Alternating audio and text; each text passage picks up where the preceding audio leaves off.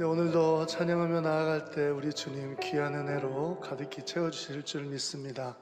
그 좋으신 주님 앞에 우리 다 같이 영광의 박수, 감사의 박수 드리시겠습니다. 할렐루야. 주님 감사합니다. 영광 주시옵소서. 다 같이 일어나시겠습니다. 일어나셔서 찬양하라 복되신 구세주 예수 찬양함으로 오늘 예배 시작하겠습니다.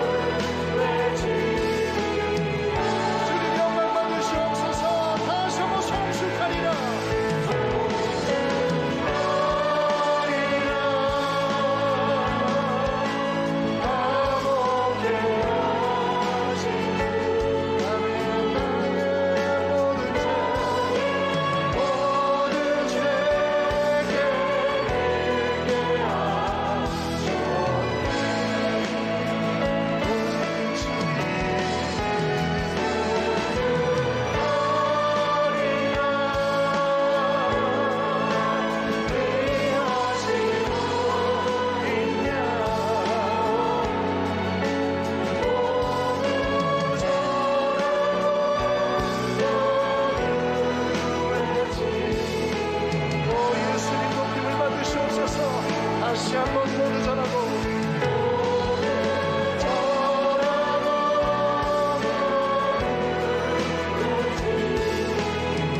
주님 높임을 받으시옵소서. 다시 한번 모두 전하고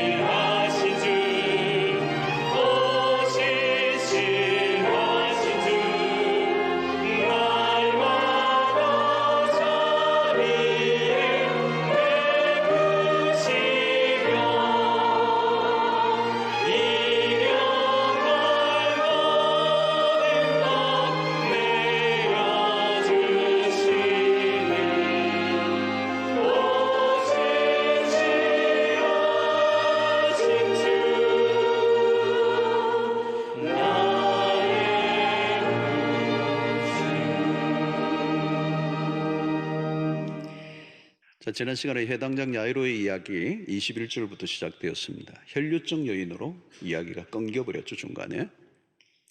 야이로가 예수님에게 자기의 딸을 살려달라고 부탁하러 왔고, 예수님이 가는 그의 집으로 가는 과정에 혈류증 여인의 치유 사건이 일어나고 생각보다 시간이 많이 지체되었습니다. 야이로는 굉장히 마음이 급했을 텐데 예수님은 뭔가 이 혈루증 여인에게 집중을 하시고 이게 진도가 잘 나가지 않았어요. 이게 상당히 긴장도가 높아져 가고 팽팽한 긴장감이 이야기 속에 사실 있습니다. 예수님과 여인과의 대화가 계속되는 가운데 야이로의 집에서 누가 와서 소식을 전합니다. 35절이죠. 아직 예수께서 말씀하실 때에 해당장의 집에서 사람들이 와서 해당장에 이르되 당신의 딸이 죽었나이다. 어찌하여 선생을 더 괴롭게 하나이까? 딸이 죽었다는 거예요. 이 분위기가 급반전되는 겁니다. 자, 두 사건이 교차되는데요. 하나는 혈류증 여인이 살아났습니다. 근데 야이로의 딸은 죽었어요. 한 사람에게는 기쁨이, 한 사람에게는 절망이, 희비곡선이라고 그러죠. 교차되고 있는 장면이에요. 혈류증 여인은 12년 동안 혈류증을 알아왔다. 병을 알았다. 야이로에 따른 12살이에요. 10이라는 숫자. 의미가 있죠. 12지파, 12제자. 뭔가 상징적인 의미를 갖고 있어요. 해당장의 집에서 온 사람이 더 이상 예수님 괴롭게 하지 마십시오. 상황 끝입니다. 자, 여기서 우리는 의문이 들죠. 혈류증 여인만 끼어들지 않았다면, 또 예수님이 시간을 그렇게 끌지 않았다면 딸이 살 수도 있었을 텐데. 자, 우리의 삶에 이런 일들이 자주 일어납니다. 내가 원하는 대로 상황이 돌아가지 않을 때, 내가 예측한 대로 모든 게 돌아가지 않을 때, 그때 우리가 기도하죠. 하나님, 다급해서. 이런 사실 우리가 기도할 때 보면 굉장히 다급할 때 기도합니다. 다급하지 않을 때는 기도하는 것 같은데 사실은 졸고 있을 때가 많아요. 자, 야이로가 보기에는 예수님의 행보는 매우 느렸습니다. 혈류증 여인으로 인해 계속 지체가 되는 것으로 인해 야이로가 얼마나 애간장에 녹았겠습니까? 자기 딸이 지금 죽어가고 있는데, 이 중환자를 태운 앰뷸런스가 막 가다가 막히면 가족들 같은 경우는 가슴이 타죠. 자, 그런데 이미 너무 늦었고 딸은 죽고 말았습니다. 자, 이때 야이로에게 최대의 위기가 왔죠. 모든 게 무너져 내리는 상황입니다. 야이로가 처음 예수를 찾았을 때만 해도 소망을 가졌어요. 믿음으로 출발했습니다. 근데 그 믿음이 지금 기로에 선 거예요. 죽었다는 겁니다. 예수님은 만나면 모든 문제가 다 해결될 줄 알았는데 그게 아니에요. 이 주변에서 뭐라고 그러면 이제 그만두라는 거예요. 돌아가자. 아마 이때 야이로가 굉장히 많이 흔들렸을 거예요. 바로 그때 예수님이 입을 여십니다. 36절에 보니까 예수께서 그 하는 말을 곁에서 들으시고 해당장에게 이르시되 두려워하지 말고 믿기만 하라. 여기 두려워하지 말고 믿기만 하라. 이 말의 표현 안에는 뭐가 있느냐면, 처음 나를 믿고 그 믿음으로 나를 찾아왔다면 그 믿음을 계속 붙들고 있어. 믿음을 포기하지 마. 자, 여러분, 두려워하지 말고 믿기만 하라. 이 말은 참 놀라운 말씀이죠, 사실은. 두려움과 믿음은 둘 중에 하나를 선택하는 겁니다. 두려워할 것인가, 믿을 것인가. 공존할 수는 없어요. 두려움의 세계와 믿음의 세계는 전혀 다른 것입니다. 만약에 믿음의 대상을, 믿음을 분명히 우리가 믿음을 가진다면 두려움은 떠나갈 것이고, 두려움에 집중하면 거기는 믿음이 존재할 수가 없어요. 둘 중에 하나를 선택해야 되는 것입니다. 사실 이 혈류증 여인으로 인해서 시간이 지체되기는 했지만 예수님과 함께 오는 과정 가운데 이 혈류증 여인이 예수님의 옷을 대고 나았던 것을 현장에서 목격한 사람은 야이로입니다. 야이로는 기적의 현장을 본 것이죠. 어쩌면 예수님은 이 야이로에게 이 기적의 현장을 보여주고 싶었을지도 모릅니다. 너의 상황이, 너가 기대하는 그 상황이 안 좋게 돌아간다 할지라도 이 기적을 일으키시는, 그리스도가 누구인가를 보여주기를 원하셨던 거죠. 믿음은 일어난 상황보다 그리스도를 계속 바라보는 것입니다. 자, 오늘 본문의 이야기의 구성이 매우 흥미로운데요. 야이로의 이야기 안에 혈류증 여인의 이야기를 삽입해 놓았다고 그랬어요. 샌드위치라고 그랬어요. 혈류증 여인 사건으로 본래 이야기가 시작된 그 이야기가 이제 야이로의 딸의 사정이 그 혈류증 여인의 사건으로 인하여 굉장히 악화되었습니다. 이야기의 출발선상에는 희망이 있었습니다. 그러나 이야기가 흐를수록 악화되어 가고 있죠. 상황이 호전되는 게 아니라 더 악화되어져 가고 있는. 야이로 역의 입장에서는 도무지 이해하기 힘든 진행이었습니다. 이것은 마치 영화의 한 장면하고 똑같아요.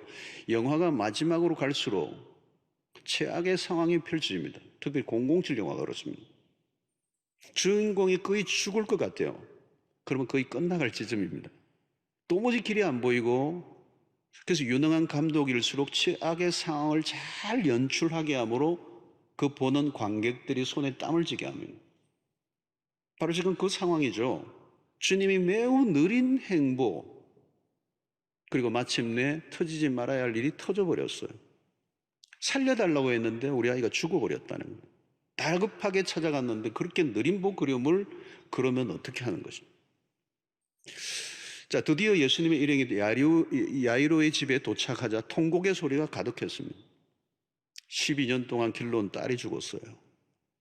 한 가정의 자녀의 존재라는 것은 우리가 설명할 필요가 없습니다. 12살의 딸입니다. 그 아이가 탄생했을 때부터 12년 동안 길러왔던 그 부모의 애정은 말로도 할 수가 없죠. 그런데 그 아이가 숨을 거두었습니다. 이건 최악의, 인생의 경험할 수 있는 최악의 경험이고 최고의 고통입니다. 자, 그 순간 주님은 먼저 소수만 따르도록 하셨어요. 37절에 보니까 베드로와 야고보와 야고보의 형제 요한 외에 아무도 따라옴을 허락하지 아니하시고, 기적은 쇼가 아니기 때문에 특별한 장면은 특별한 사람들에게만 허락됩니다. 주님은 아이의 죽음 앞으로 다가가시죠. 그리고 첫 번째 일성이 뭔가 하면 39절에 들어가서 그들에게 이르시되 너희가 어찌하여 떠들며 우느냐, 이 아이가 죽은 것이 아니라 잔다 하시니. 무슨 말입니까 여러분? 생소한 말이죠. 죽으면 죽은 것이지 자는 게 뭡니까? 코마 상태를 말하는 게 아닙니다. 생전 들어보지도 못한 말씀을 하신 거예요. 죽으면 끝이잖아요. 근데 주님은 죽은 것이 아니라 잔다라고 말씀하시죠. 사람들의 반응이 무엇입니까? 40절에 그들이 비웃더라. 예수께서 그들을 다 내보내신 후에 아이의 부모와 또 자기와 함께한 자들을 데리시고 아이 있는 곳에 들어가사 비웃는 소리들. 당연하죠. 죽은 자는 죽은 자인데 잔다고 그랬으니까. 세상의 사람들은 자기의 경험 세계 안에서만 받아들이고 경험의 세계 바깥의 것을 받아들이려고 하지 않습니다. 주님은 그 비웃는 소리를 들으셨지만 묵묵히 당신이 하실 일을 하셨어요. 비웃는 일에 연연할 필요가 없고, 어쩌면 조금 있으면 그 비웃는 자들이 비웃음을 당할 수도 있는 상황으로 바뀔 수밖에 없는. 여러분, 오늘도 우리의 인생 가운데 살아갈 때, 우리가 믿음의 길을 걸어갈 때 사람들이 비웃는다 할지라도 너무 연연해하지 마세요. 그냥 가는 길을 가시면 돼요. 자, 드디어 방에 들어가신 예수님이 이렇게 선포하십니다. 41절에 그 아이의 손을 잡고 이르시되 달리다곰 하시니, 번역하면 곧 내가 네게 말하노니 소녀야 일어나라 하십니다. 이 다금은 이 아람어예요. 소녀야 일어나라. 다르게 표현하면 일어나라 어린 양아, 그런 의미가 있습니다. 그 말씀이 선포하자 42절에 보니까 소녀가 곧 일어나서 걸으니 나이가 12살이라 사람들이 곧 크게 놀라거늘. 비웃던 사람들도 크게 놀랐어요. 기적 중의 기적입니다. 죽은 것이 아니라 잔다는 말씀은 사실이었습니다. 딸에게 죽음은 끝이 아닙니다. 병이 낫는 것과 전혀 다른 차원의 역사가 일어난 것이죠. 자, 이것은 무슨 일입니까? 우리는 그동안 마가복음을 다루면서 예수님께서 바로 앞부분에 바람과 바다를 잠잠하게 하셨어요. 이 사건은 예수 그리스도가 자연의 통치자, 자연을 다스리시는 분이다. 병자를 고치셨습니다. 질병을 통치하시는, 그 모든 질병이 그리스도의 지배 아래 있는 것. 또 귀신을 내쫓으셨습니다. 악한 영들을 통치하시는 그리스도. 이제는 뭐예요? 죽은 자를 살려내시는 것은 사망의 권세까지 다스리시는 그리스도는 하나님이십니다라고 하는 것입니다. 오늘 여러분 이야기의 핵심이에요. 핵심, 클라이막스로 오는 것입니다. 그리스도가 죽음의 문제까지 다루고 계신다는 거예요. 여러분, 아담과 범죄 이후 사망의 권세가 가장 강력한 권세죠. 죽음의 권세 앞에는 예외가 없습니다. 모두가 그 앞에는 고분고분 따를 수밖에 없습니다. 여러분, 이 세상에 뭐 성공하고 잘나고 힘있고 뭐 권세 있고 뭐 그럼 떵떵하고 막 폼 잡잖아요. 얼마 못 가요. 죽음 앞에서는 꼼짝도 못해요. 초라해져요. 여러분, 인간이 범죄한 이후에 반드시 죽으리라는 말씀이 온 땅을 지배하고 있어요.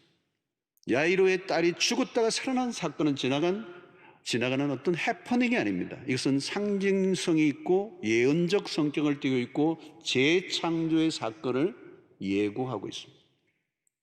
장래 새 하늘과 새 땅에서 일어날 일에 대한 일종의 예고편과 같습니다. 죽음으로 인한 절망과 애곡이 가득한 세상을 생명의 기쁨으로 노래할 날이 이제 올 것이라고 하는 희망을 보여주는 전주곡과 같은 사건이 바로 오늘 이 사건이에요. 이것은 이미 이사야에 예언되었고 요한계시록에서는 완성될 하나님의 나라에 대한 예언과 같아요. 사도 요한은 요한계시록 21장 22장에서는 눈물도 없고 더 이상 애통함도 없고 고통도 없고 더 이상 죽음이 없는 나라에 대한 환상을 보여주죠. 혈류증 여인으로 인해 시간이 지체되는 순간에 절망이 깊어졌고 아이가 결국 죽음으로 모든 최악의 상황까지 갑니다. 그러나 사실 거기에는 주님의 의도가 있었어요. 죽음을 통하여 보여주실 놀라운 영광스러운 세계가 준비되어 있었던 거죠. 사망의 권세로 뒤덮인 세상에 부활의 서광이 비춰지는 영광스러운 사건을 준비해 놓고 있었어요. 사랑하는 성도 여러분, 요즘 코로나 팬데믹으로 온 세상이 공포 속에 있습니다. 공포의 실체는 뭡니까? 죽음 때문이죠. 죽음의 공포가 멀리 있지 않고 매우 가까이 우리 주변을 맴돌고 있다는 것은 사람들은 두려움을 느낍니다. 성도 여러분, 그리스도가 오시기 전에는 죽음에 대한 답이 없었습니다. 그냥 죽음이에요. 그냥 사망이라고요. 그게 심판이고 끝이에요. 지옥이에요, 그냥. 그러나 그리스도가 오심으로 시작된 확실한 변화는 죽음에 대한 답이 주어졌어요. 사복음서 안에는 이 사건 외에도 죽었다가 다시 살아난 사건이 또 있습니다. 나인성 과부의 아들이 살아난 사건, 나사로가 죽은 지 나흘 만에 그냥 칭칭 감고 있던 세마포를 풀고 나오는 역사. 지금 코로나로 인하여 공포에서 벗어나게 해줄 최고의 희소식은 백신 개발이죠. 이미 접종이 시작되었습니다. 어느 나라에서는. 그러나 이런 백신은 코로나라고 하는 바이러스에 대한 백신일 뿐이에요. 인간에게 주어진 죽음 자체를 몰아내는 것은 아닙니다. 죄로 인하여 죽어가는 인류를 구원해 줄 유일한 백신은 예수밖에 없습니다. 여러분, 지금처럼 복음이 절실한 때가 없습니다. 요한복음 11장 25절 26절에 보면 예수께서 이르시되 나는 부활이요 생명이니 나를 믿는 자는 죽어도 살겠고 무릇 살아서 나를 믿는 자는 영원히 죽지 아니하리니 이것을 내가 믿느냐. 야이로의 딸이 죽은 사건은 인간의 눈으로 보면 그 당시는 비극이었어요. 어쩌면 예수님이 늦게 오신 것은 너무도 야속한 일이었습니다. 한 가정에 불어닥친 죽음의 사건은 뛰어넘기 힘든 거대한 절망입니다. 그러나 거기에서 놀라운 하나님의 계획이 드러납니다. 그 일을 통하여 그리스도가 보여주시고자 하시는 것이 무엇인가 하는 것이죠. 절망의 자리에서 환희의 자리로 축제의 장으로 바꾸어 놓으시는 혈류증 여인의 이야기는 불필요하게 끼어든 사건이 아닙니다. 이 죽음으로 가득한 세상 가운데 부활의 영광을 보여주기 위한 놀라운 메시지가 숨어 있는 거예요. 하나님은 당신의 역사를 이루어 가시는 일에 오류가 없습니다. 그리스도는 정확하신 분입니다. 일을 하실 때 늦지도 빠르지도 않으신 분이십니다. 주님은 실수가 없으신 분이십니다. 괜히 꾸물꾸물 하셔서 어린 딸을 죽게 하신 그런 무능한 과실치사를 하신 분이 아니에요. 주님은 의미 없이 행동하시는 분이 아닙니다. 늦으면 늦으시는 이유가 있어요. 주님의 사역을 드드먹하면 항상 극적 반전이 있어요. 오늘 이 사건은 어떤 면에서 예수님이 늦어지고 또 급기야 죽는 이 사건은 긴장감이 이 스토리에서 거대하게 최고조로 오르는 그런 순간이죠. 그러나 그때 하나님은 놀라운 일들을 준비하고 계세요. 지금 우리는 팬데믹 이전에 경험해보지 못한 일을 경험하고 있습니다. 빨리 지나가기를, 하나님이 빨리 손을 써주시기를, 하나님이 아무 일도 하시지 않는 것처럼 보일 때가 있습니다. 그러나 이 모든 일들 속에는 하나님의 거대한 구원의 계획 안에서 움직여가고 있음을 우리는 신뢰해야 합니다. 상황이 악화될수록 기적은 더 빛이 납니다. 죽은 자가 다시 살아나는 일은 아무나 할 수 없어요. 전혀 다른 레벨의 기적이 일어났습니다. 본래 죽으면 끝입니다. 죽기 전에는 별일을 다 해볼 수도 있고 기대가 남아 있습니다. 암이 말기 중에 말기라 해도 소망은 가질 수 있습니다. 그러나 죽음은 다릅니다. 죽고 나면 인간이 할 수 있는 일은 아무것도 없어요. 죽음 다음은 장례식밖에 없습니다. 예수는 야이로의 딸을 죽음까지 내모셨습니다. 끔찍한 경험이죠. 그러나 절망의 최고 지점에서 최고의 영광의 자리로 바꾸어 내시는 하나님. 병든 상태에서 낫게 하시는 것보다 죽은 다음에 일으키시는 일이 훨씬 더 극적이죠. 죽음이 부활로 연결되고 있음을 알려주고 있습니다. 사랑하는 성도 여러분, 우리의 신앙의 기초는 십자가가 부활입니다. 십자가는 최악의 상태입니다. 그런데 그 최악의 상태인 십자가에서 부활로 이어지는 거예요. 막발로 부활로 가는 길은 없어요. 십자가는 가장 절망적인 상태예요. 그러나 부활은 이 세상의 가장 영광스러운 사건입니다. 그런데 문제는 이 십자가 부활의 사이에 간격이 있어요. 예수님은 죽으시고 사흘 동안 무덤 속에 들어가셨어요. 그것은 가장 절망적인 상태를 알리는 것이죠. 무덤 속에 들어가 버리셨습니다. 이런 상황에 빠지면 대개 사람들은 혼란에 빠집니다. 아무것도 할 일이 없어요. 혼돈, 절망, 깊은 좌절을 맛봅니다. 이때 중요해요. 이때 어떻게 반응하느냐가 관건입니다. 예수님의 제자들은 이때 실패해버리고 말았어요. 다 도망치고 말았어요. 왜? 모든 것이 끝났다고 보았기 때문이에요. 우리는 쉽게 끝장났다는 말을 합니다. 여러분, 그런 말 함부로 해서 안 돼요. 그리스도인들은. 카이로스, 하나님의 때가 오기 직전이 가장 힘들 때예요. 부활의 아침이 오기 전 무덤의 깊은 곳으로 들어가 절망을 맛볼 때가 있지만 그것이 끝이 아니에요. 절망과 소망 사이의 간격을 무엇으로 메꿔야 합니까? 기다림이에요. 기다리는 게 믿음입니다. 하나님의 때를 기다려야 합니다. 우리는 시간의 지배를 받습니다. 바로 앞에 닥친 상황 넘어보지를 못합니다. 한 치 앞도 예측하지 못합니다. 그래서 우리는 시험에 들고 고통하고 절망해요. 그럼에도 우리는 빨리 결론을 내어서는 안 됩니다. 왜냐하면 하나님의 시간이 기다리고 있기 때문에, 때가 차면 하나님의 영광이 드러나기 때문에. 빠른 해결이 전부가 아닙니다. 빠르다고 좋은 거 아닙니다. 우리 시대의 메시지는 뭘까요? 빠를수록 좋다죠. 그러나 아니에요. 빠른 것이 좋다는 것을 믿고 살면 고혈압, 스트레스, 공황장애에 시달릴 가능성이 매우 높습니다. 빠른 게 좋은 것이 아니라 하나님의 때에 이루어져야 합니다. 여러분, 때와 시기는 하나님의 손에 있습니다. 우리는 주님이 조금만 일찍 오셨더라면, 조금만 일찍 왔다면 우리 딸이 죽지 않았을 텐데, 우리는 그 순간을 이기지 못하고 좌절하고 절망해요. 그러나 여러분, 우리는 시간의 주인이신 하나님을 신뢰해야 합니다. 전도서 3장 1절에 보면 범사에 기한이 있고 천하 만사가 다 때가 있나니 그랬어요. 때의 하나님이십니다. 우리는 하나님의 시간을 이해하지 못합니다. 우리는 적당한 때가 언제인지 알지 못합니다. 시간을 이해하지 못하기 때문에 낙심하고 절망합니다. 때로는 어떤 사람 미쳐버립니다. 그러나 여러분, 우리가 할 수 있는 일은 시간을 조종할 수 없어요. 시간을 통제는 오직 하나님만이 하시기 때문에 그분에게 맡겨야 하는 것입니다. 조급해하지 마십시오. 지금도 우리는 어려운 때를 지나고 있습니다. 언제까지 계속될 것인지 우리는 잘 모릅니다. 우리는 기다립니다. 그러나 막연한 기다림은 아니에요. 우주 만물을 통치하시고 모든 것이 하나님의 뜻 가운데 돌아가고 있음을 믿습니다. 요즘 더욱더 우리는 하나님의 나라에 대한 묵상을 하게 되죠. 세상의 나라가 얼마나 허약하고 쉽게 흔들리는가. 우리가 꿈꾸는 나라는 이 세상이 아니라 하나님의 나라예요. 우리가 바라는 것이 지연되고 내가 기대하는 것과 다르게 돌아갈 때가 많습니다.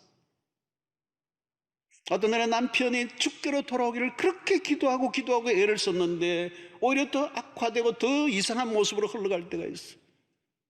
자녀들에 대한 바람이 있는데 그와 상관없이 더 나쁜 이상한 형태로 나아갈 때 힘들어지죠. 상황이 나아지는 게 아니라 더 나빠져갈 때 우리는 절망합니다. 현실이 힘든 건 어쩔 수가 없어요. 우리가 시간을 조정할 수가 없어요. 남편을 당장 변화시킬 수 있는 능력이 우리에게는 없어요. 사춘기 아이가 빗나갈 때 어느 한순간 성숙한 어른으로 만들어낼 재간이 우리에게는 없어요. 코로나 상황도 우리가 어떻게 조절이 안 돼요. 그러나 우리가 믿습니다. 시간의 주인은 하나님이시고 그분은 가장 완전하신 분이시고 카이로스 결정적인 시간이 하나님의 손에 달려있고 십자가가 보일 때는 아무것도 없는 것 같고 모든 게 끝난 것 같지만 하나님은 부활을 준비하고 계셨던 거죠. 여러분, 우리가 할 일은 뭘까요? 주님과 동행하는 것입니다. 일상 속에 주님과 동행하는 가운데 모든 것을 주님께 맡기는 것입니다.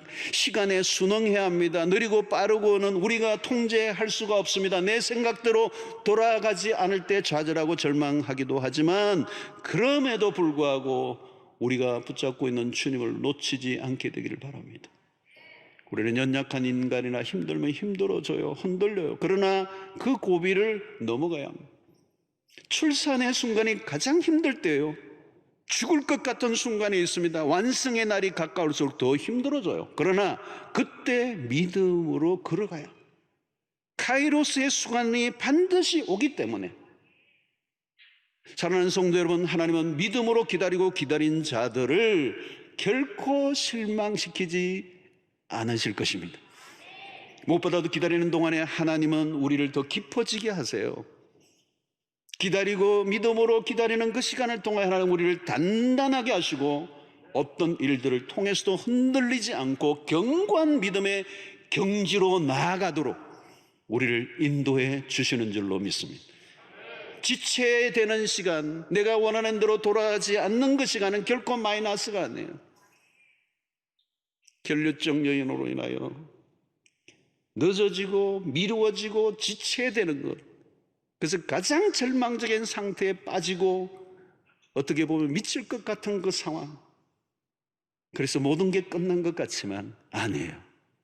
하나님은 최악의 상황에서 상상할 수 없는 영광의 부활을 준비해 놓고 계셨던 것처럼 기다림은 마이너스가 아닙니다. 지체되는 것은, 응답이 지체되는 것은 끝난 것이 아니라 하나님의 때, 카이로스가 오고 있음을 말씀하고 있다는 사실을 믿으시고 최악의 상황에서 최상의 상태로 바꾸어 놓으시는 그 하나님의 역사를 기대하고 기다리고 기다리며 주님과 동행하는 일상의 삶을 살아가시는,